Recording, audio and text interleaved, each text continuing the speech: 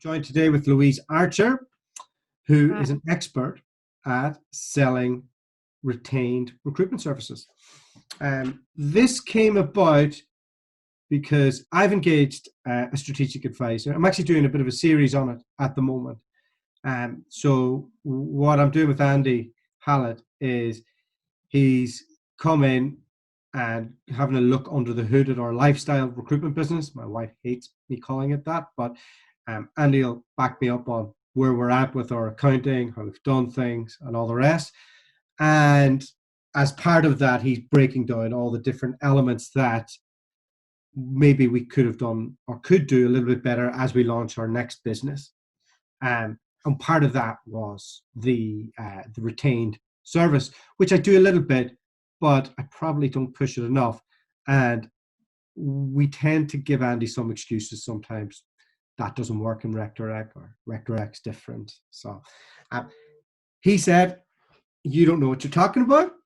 Louise knows what she's talking about. So why don't you have to get her on. You have to get under the hood and have a bit of an old chat about her career and what she does. So give us a bit of an intro into yourself and your journey into our wonderful industry. Okay, cool. Well, thanks for having me. I'm a little bit nervous because I don't know what you're going to ask me, so I'll do my best. Next two of us. Yeah, so I guess I came from Contingent, secretarial temps actually many years ago. I've been in recruitment forever. I started at NES because my mum was one of the founding members. She founded the secretarial temps division, and I worked for Hudson. I was formerly trained there. I worked for Air Energy, which is now Air Swift, in the UK and the US. And actually, for them, I was the internal recruiter for a while. So I was recruiting recruiters, and building their teams internationally. And I still do some rec to rec work now, actually. Only because some people, okay. So I shouldn't say that. Cut it out. Oh, no. All right, I haven't been much in Manchester. So. I don't advertise the fact that I do it. I'm concentrating on the training. It isn't something that I want to do. But yeah, I worked in executive search after being a contingent recruiter and in executive research. And it was then that I really learned the skill of retained business. Mm-hmm. And I just didn't look back. I can't believe that nobody taught it to me earlier in my career. And what a different place I would have been in if I'd known how to sell it and what it was all about. So ever since then, I guess by accident, I've ended up teaching. I built the retained division for Air Swift, and they started in the UK and then rolled it out into the US, and now they use that kind of model in lots of different locations. I think they're turning about 12 million over in retained revenue now. Wow. So let me jump into some of the early day stuff. What was it like having mum in recruitment? Oh my God. Well, it was a different world then. That was when we had to fax CVs and everyone smoked in the office. And we used to go at the weekend. Well, I used to go at the weekend, and then my brother took over from me when he got older. And there was just piles of CVs everywhere. And your task for the weekend was basically to file them all back into these filing cabinets in alphabetical order, so the consultants, when they came in, could rifle through them really quickly. And I suppose it was good. My mum was really cool. She was great, and she still is. So she taught me loads. She taught me so much, and I loved it. And you and your brother went into recruitment, having a parent in recruitment. Yeah, he still works for Air Swift. He's in Qatar. He runs their Qatar division. Oh, yeah. We did. Yeah, it's in our blood, I guess. And I'm curious, as somebody who has young kids, I'm guessing your mum was just on the phone all the time. Like, there was always things happening. Oh God, yeah. There was always candidates in the house as well. There was always candidates I'd come home from school or whatever, and there'd be candidates interviews going on in the lounge, or, so, and it'd be like interview, pinned on the wall or outside the lounge. So you don't seem scarred from the whole experience. I don't know. Probably beg to differ. Actually, I probably have been scarred. She worked really hard. She built her agency up, and then sold her shares eventually. And I guess it's work ethic, isn't it? I guess it teaches you to be resilient. My mum's incredibly resilient and very optimistic, and always sees the good, the silver. She's always looking for the silver lining, and this situation now, she's just the same. This is tough, but just think about how much time you can spend on your business and how much stronger you're going to be, after it all. And this is a great opportunity. So I think the successful recruiters that I know have that in common, that their resilience. And given that your mum probably made a few pound on one of the events in NES, how come you and your brother went down the career route and didn't go straight into founding a recruitment firm? God, that's a good question. Well, both my parents set their own businesses up and ran their own businesses, and we never saw them. We were brought up by, well, that's unfair. My mum would chastise me for that. That's unfair. They did their best, but they worked incredibly hard, and we did have childcare, and they worked very late. And I guess I didn't want that. I didn't want to be beholden to that business model where I always had to be in it and I was always working. And so I deliberately said I would never set my own business up. And I don't know whether my brother feels the same, actually. I guess he worked for NES for a while and went straight to Air Swift, and Air Swift have been so good to him, and he really enjoys his career there, and he doesn't see a need to break away from that. Yeah, I'm always curious. I think too, maybe it's easier today to have a bit more balance if you're running your own business than it was then. Just given the nature of how hands-on recruitment was with every piece of administration that you'd have to do. Yeah, I agree. I think it is a lot easier now, in not just recruitment, but in everything. The tech that we've got now, and email, and the fact that you've got your phone, you can be anywhere with your office almost, can't you? And it wasn't the same back then.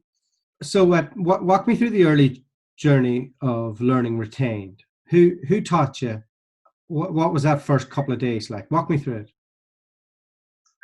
Well, it was a bit kind of upside down the way I learned it, actually. I think I made it sound quite simple when I explained it then, but it wasn't, because I learned it first by kind of trial and error. I was working with a guy, I'm sure you won't mind me mentioning his name, Matt Howell at Swift, and we kind of fell into finding retained business just because it was most money soonest, and that was our task at that crash. And where this is the 2015 crash.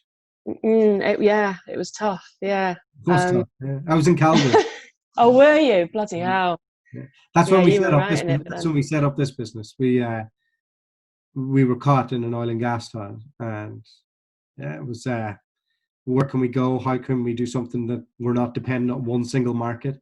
And I thought I'd created a business that was bulletproof because I was in multiple markets, but here we are.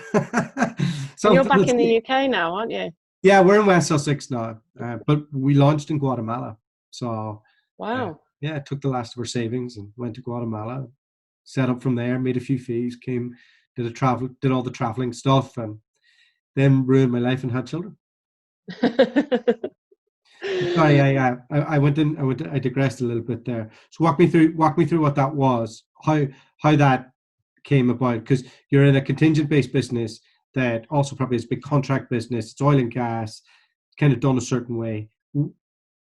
How did you learn where were we going for the answers?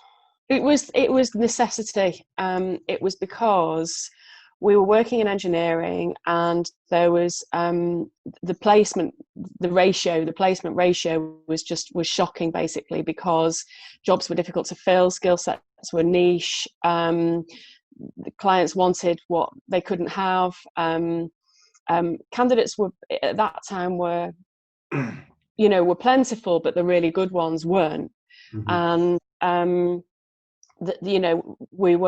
we weren't making as much money as we should have been in the perm division because of it. And the forecasting was just was really difficult, and the business was finding it very hard to to plan based on those forecasts, and I guess the transaction was being planned at the time, and that was making it difficult. So that's why I was running a desk, I was running an engineering desk, and I found it difficult to choose between which job we should spend our time on. Where were you based at this point? Were you in America? In Manchester. No, You're back in Manchester. Okay. And so what we did was start to be more picky about which ones we were going to go after, but we were determined to go and get some commitment. And it was Matt who had some experience with retained, and there was another guy in the business that had sold a few retainers, so we knew it was possible. And so we just asked for it. That I watch all this training by other recruiters, by other retained search trainers, and they say it's easy. You just ask for your retainer. I mean, it turns out it isn't quite that simple. But for me, those first few, it was. I never forget the first ever project that I won, and that was with a German engineering company, and they wanted. They'd come to us because we had, or rather they were interested in, I'd approached them, but they were interested in what we had to say because he wanted EPC experience specifically.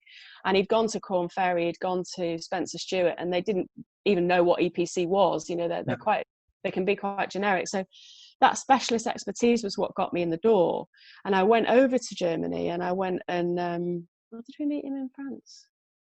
No, I think, anyway, we went over to see him. And we just said, this is how we'd carry out this kind of project. We need some security. It's going to take some work. And he said, yeah, okay. And it was 3 positions, a head of quality or quality director, head of procurement, and 4 altogether, 2 construction directorships. And he commissioned them all in one go. It was like a 40 grand retainer. Just the initial fee was 40 grand. And we kind of came back and went, shit, how did we do that? How did we do that? Did that really happen?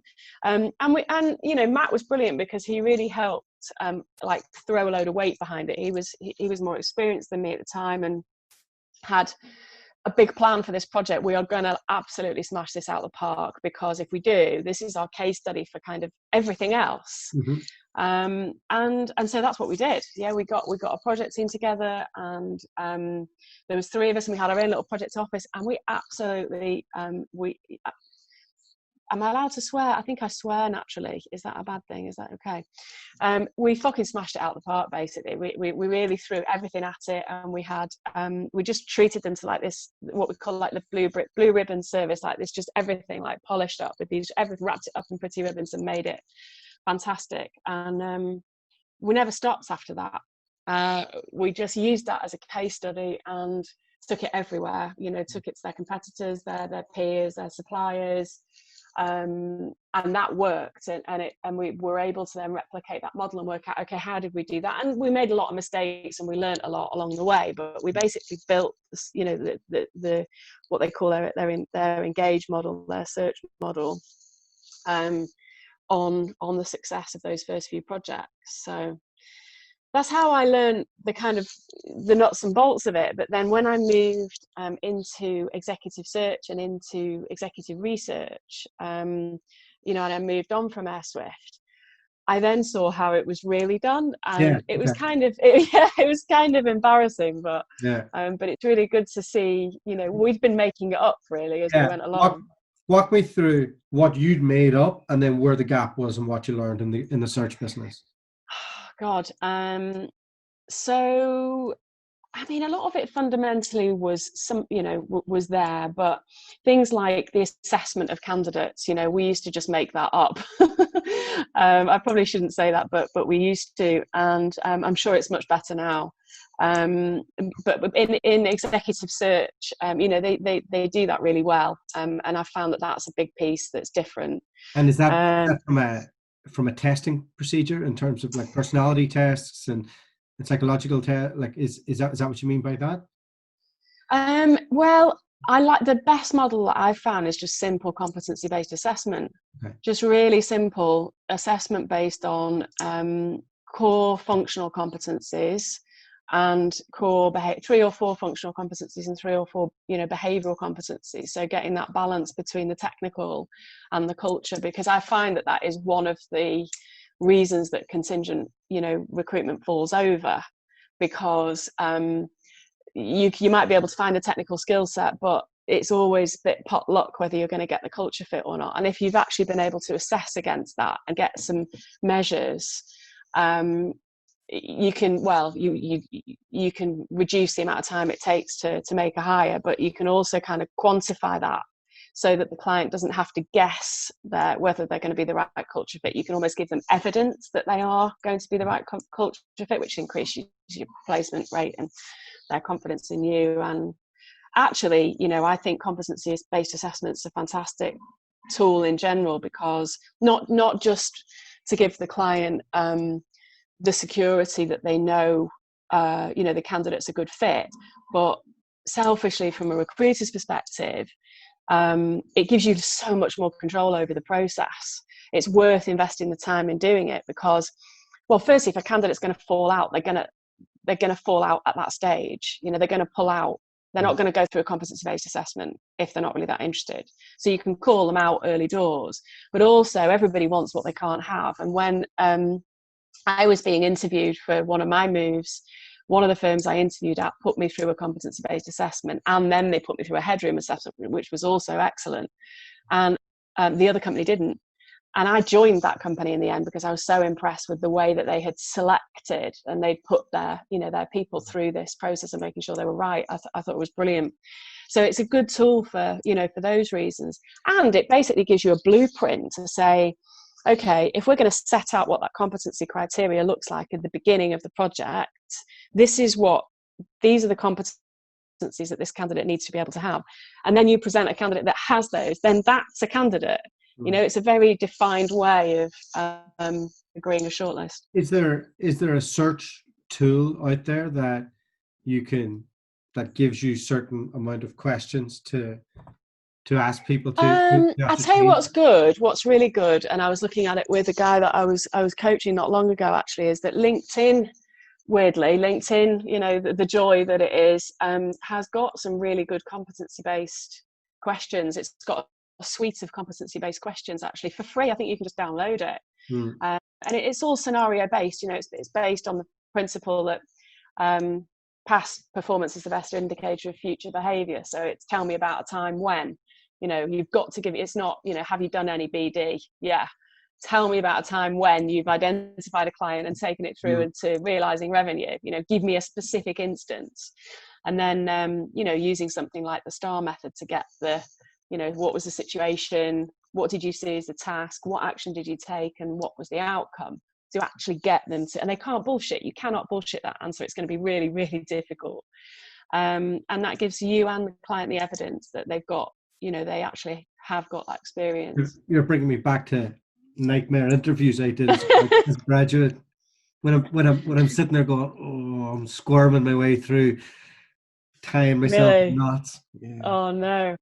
Well, it's good to prepare the candidate, give them a heads up of what you're going to do before you do it. But I found it really useful. And that was a big difference, yeah. One of my gripes with executive search and not retained search, which are two different things in my eyes. I think there's a lot of bullshit in executive search. I think Agreed. There's a lot of stuff dressed up and the process can be elongated just to increase the value proposition in the eyes of absolutely. I couldn't agree with you more. And I sat, because I worked for a search company in Canada. I was doing Contingent, and I was just fresh from being brainwashed for 3 years by Robert Walters, and I was really in the mode of how they did things. I was I don't know, is their colors blue? I was bleeding whatever they told me to anyway. But I was sat there next to a disjointed search practice, and I went on a few meetings and stuff, and I was blown away by it. I was like, couple of assessment centers promising that you're going to get them somebody down the road, but the way that they dressed it all up, I was like, oh, this is amazing. Yeah. How did you do that? Yeah, and then put a fucking massive price tag on it as well. Yeah. So, agreed. So I think a bit of me, and look, when I speak to search guys now, a lot of them don't blow me away. I'm Yeah. I'm like, oh God, really? Okay, and Well, they're this is kind of exactly why. Sorry, I don't mean to interrupt you no, no, now. sorry, it's But your this is job. like this is exactly why I absolutely love teaching contingent firms how to deliver retained assignments properly, because they do it so much better Hmm. than the exec search firms do. So much better. All I got to do is give them the process. You know, is give them the Walk me through it. That's happened. I mean, I can give you an overview of I'm it. doing the It's really star not technique very with you now. complicated. It's really not very complicated. But all you need to do is give them the process of what it actually is, Hmm. and make sure they know how to deliver it properly. And then you can take them through the most effective sales process, which over the years of winning, I don't know, hundreds and hundreds and hundreds of retained projects, I reckon I've got it down to quite a kind of step-by-step guide now, that normally results in about one or three. Unpack that for me for a contingent recruitment firm, in terms of they're in a STEM discipline, they're used to doing contingent, they're relatively well known in their space, they have the same offering, they have the systems, the processes, Yeah. and all of a sudden they're looking at an advisor comes in and says, you need to get more money up front, you need to be able to Yeah. plan your cash flow better. How do you start with them to get them from the point where Well, you I look at it, guess the first they're thing getting in retainers? What's the step by steps? is that I find that most contingent recruitment companies that I work with, or teams or individuals, most of them want to work on a retained basis. Most of them have got the desire, and it isn't the first time. It isn't a new thing. Oh shit, should I really? They're normally like, yeah, I've been wanting to do that for ages, and they've tried it, and they've had people in to train them, or they've had somebody win a few, and then it's never really taken off. And so the first thing you've got to look at is why aren't they already doing it? And the problem is, I find, is mindset and perception and preconception. And some people like you've seen a bloated exec search process and thought, shit, well, that isn't worth it. So you don't have the confidence to sell it because you don't believe it's actually worth any more than a contingent process. And actually, arguably, in your mind, maybe the contingent process is better. And I find there's a lot of recruiters that have seen somebody win a retained project, and they've kind of struggled to deliver it, or they might have done that themselves, or they might think that retained search is just for exec positions and senior, and basically they just don't really know what actually is it, and is it any better than the contingent service. Mm-hmm. And so the first thing to do is to kind of give them the definition of that, of what exactly is retained search. Because if you can't answer that question really well, and you don't know what it is, how the fuck are you going to sell that to a client? And so a lot of people say to me, no, I don't really want to know what it is, I want to know how to sell it. But Yeah. actually, Well, you've got to. what is it? So it is, and normally I just go back one step. I'll go back one step before I answer that question, and that is that I first get them to look at the contingent recruitment model. So, as a typical recruiter, contingently, how many jobs would you work on at any one time? I don't know. Most people say it's anywhere between 5 or 10. Some people say more, some people say a bit less, but they'll have a portfolio of jobs. And then how many will you actually fill? So some people know their fill rate, some people don't. But typically the answer I get is normally 1 in 5, sometimes 1 in 4. Sometimes it's 25%, sometimes it's as less as 15%. The tech, the lower level kind of 30, 40K tech stuff is sometimes as low as that. And then I say, well, okay, what I want to look at is all those, we're not filling 80%, maybe 75% of what we're working on. So why aren't we filling it? And then they start to get defensive, and that's okay, because then they give me all the reasons. It's because the client's a dickhead, or it's because the HR is getting in the way, or it's because their expectations are wrong, or it's because it's in a shit location, or because the company's not very good, or because the process is really poor, or and. And then I look at all of those things and say, okay, well, let's just take all of those one by one. Can you actually, if this was a client that was your boss's best mate, or your wife's best mate, or your own best mate, right? And he's absolutely desperate for this person, he's completely committed to you, can you overcome those things? He's in a bit of a shit location, he doesn't really know what he's doing, he's giving you a HR advisor to deal with, can you actually overcome it? And I go through it one by one with him. Basically, yes, you can. You can put a really good process in. You can make sure you've got direct line contact with him. You can put an update call in to get regular feedback. You can define what the competencies look like to make sure you get a clear brief. You can get the evidence of salaries, collecting data as you go along. So simple. You don't need a salary surveyor to try and manage his expectations. Just give him the facts. You can show your workings, which means he's not just going to get to the end of the process and say, I just want to see some more CVs, because he knows there are no more fucking CVs, because he's seen everybody that you've looked at. And, so yes, you can do that. So I say, well, why don't you do all those things at the moment then? If that is going to fill your job, and for certain, if you've got all those things, you're going to fill the job, why don't you do them all? And they're always like, I don't know, actually. And it's because it's not commercially viable to do all those things. Like, if you did all those things for every single job, there's one thing in there you can't control, and he could still say, actually, I decided not to go ahead and hire it. And then you're fucked. Like, you'd probably go bust if you spent that much time trying to fill every job, because you're at risk, basically, aren't you? And so that's what retained search is. It's financial commitment from a client, which allows you to put a robust process in, which mitigates against the risk of all of the things that could go wrong, which gives you, as near as damn it, a guaranteed fill. And lo and behold, you put a decent search process in, which isn't complicated. It doesn't need to be bloated, and it doesn't need to be a load of bollocks and smoke and mirrors like the exec search process is. It can be straightforward and simple, but it is rigorous, and it can give you a 90 to 95, if not higher, fill rate. All right. And that's what the client buys. So we've had a bit of the sizzle here. Give us the sausage now. What do you want? How do you sell it? Well, I mean, God, that's a bigger question than like a few minutes. But walk me through the process. I guess what I help people to do is to identify who to sell it to, and first as the first step. And mostly, in most cases, I find that most people find their first retainers within their existing client base, basically. And then we look at how do we actually approach them, and the most effective way to win retained search assignments is face to face. And in our case, nowadays it is on a call like this. A VC call is perfectly adequate. A lot of people say, do I need to actually get in front of them? No, video call is fine. You perfectly, there's no reason why you can't. I've sold lots of them over video calls. And then I think what's really important is to what do I do next? You probably want to structure the deal. To secure the.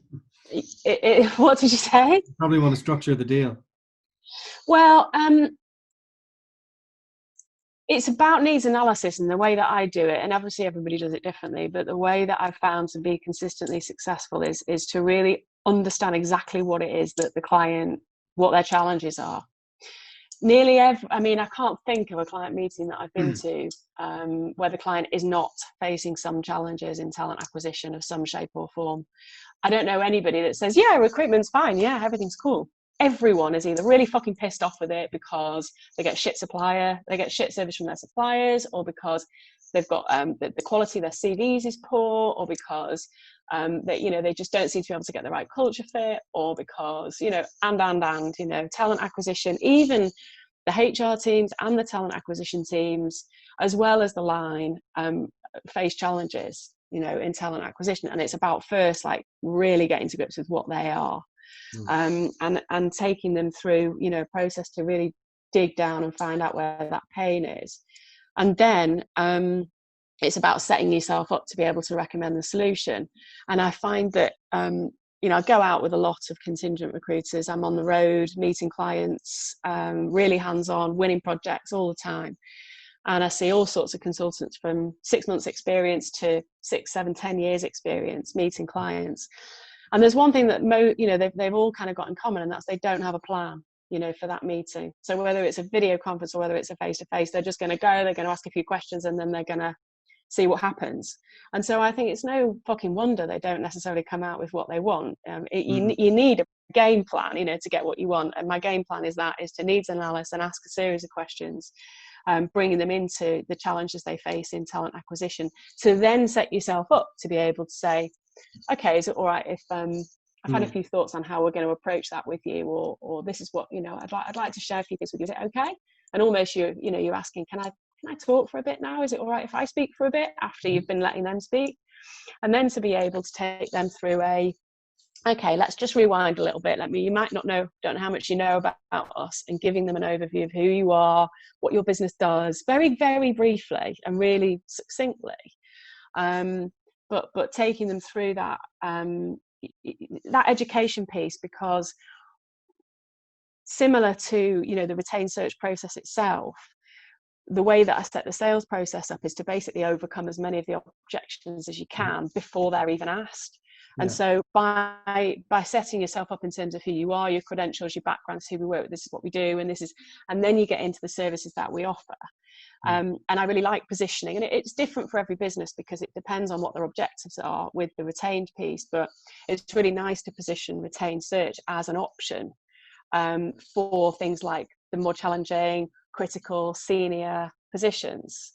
So our contingent service is the service that we apply to easy to fill everyday hires. Our retained search offering, sorry, the doorbell's just gone, one of the kids will get it. Our retained search offering is the methodology that we apply to harder to fill, more senior, critical, niche, challenging, whatever positions, and that's our headhunting service. And then it's nice to have another service to talk about, just because I like the whole power of three thing. And using that, because this is a challenging assignment in whatever way, shape or form, and I find most assignments are, which is exactly my answer to your question about does it apply to rec to rec, because most rec to rec assignments are really challenging, and I know because I've done them. Because this is a challenging assignment, I need to be able to apply a robust process to mitigate against the challenges that we're going to face, to make sure that I can give you a guaranteed result. And in order to do that, I'm going to need some commitment from you, and some financial commitment in order to be able to do that. Simple. Do you how do you price it?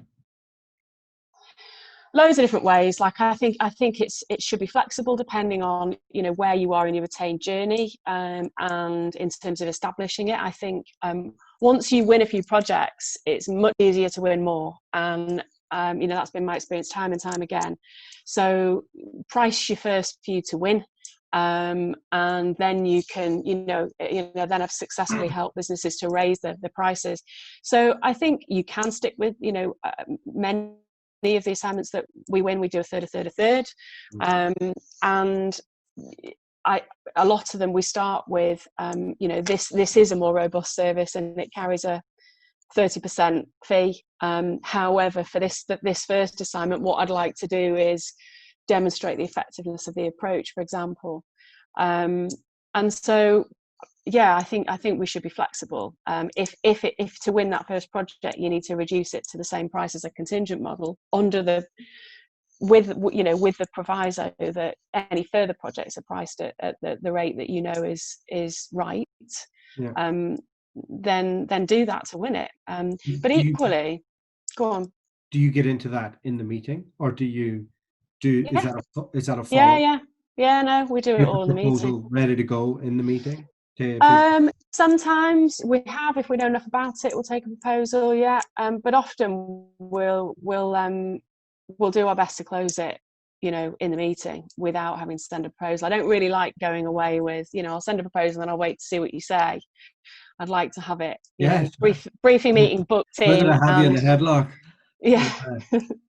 And what about the world of micro RPOs?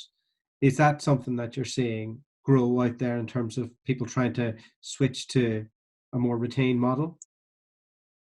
Being able to take in a series of deals? It is actually. It is. And multiple hire campaigns, however you want to kind of package it up. That is it. And it's exactly, for me, it's the same approach. It's exactly the same approach. It's the same methodology. You deliver it in the same way.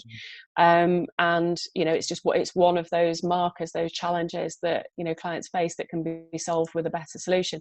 I think the danger is, and I like giving my stuff away because I like people to have to be educated on that there being a better way. Like, my mission is to try and help people move away from the nightmare that contingent recruitment can be, and for us as an industry to you know, to be operating on the basis that we should be, which is on, you know, commission, you know, your commissions carry out an assignment.